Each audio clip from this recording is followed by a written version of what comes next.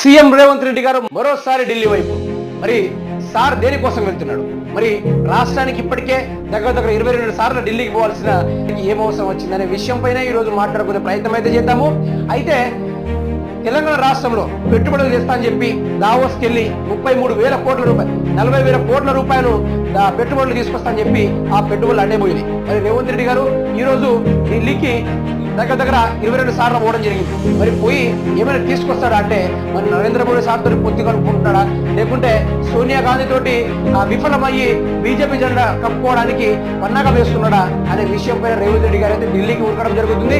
దాని విషయంగా సోషల్ మీడియాలో నిన్న simplicity our chief minister simplicity చూడండి, మన రేవంత్ రెడ్డి సింప్లిసిటీ చూడండి అన్నట్టుగా ఒక ఫోజ్ అయితే నిన్న సోషల్ మీడియా హల్చల్ అవ్వడం జరిగింది. దాని గురించి మాట్లాడుకునే ప్రయత్నం చేద్దాం.